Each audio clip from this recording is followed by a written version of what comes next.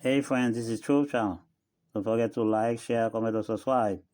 Tonight, I'll be studying lesson Sunday, January 11. Christ will be magnified. Read Philippians 1:19-20.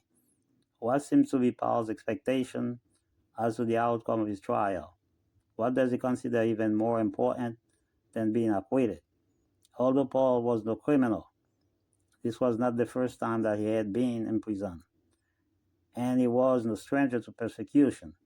To the Corinthians, he details his suffering up to that time. To that time, in prison, more frequently in death often.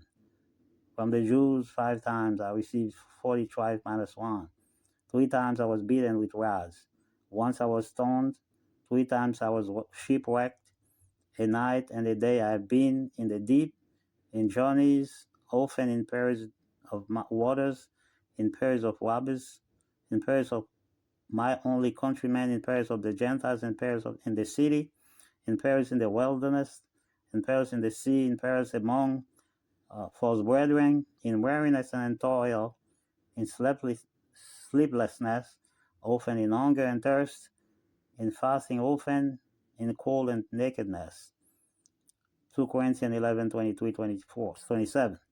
But lest we think this suffering was uppermost in his mind, Paul immediately adds, beside other things, that what comes upon me daily, my deep concern for all the churches. 2 Corinthians 11:28. Read 1 Corinthians 4:14, 16, 1 Thessalonians 2:10, 11, Galatians 4:19, and Philemon 10. What relationship does Paul have with the churches he established and the people he won for Christ?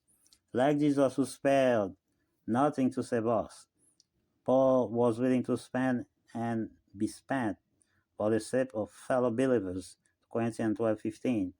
But paradoxically, the more a person's actions resemble that of Christ, the less they are loved or appreciated by some.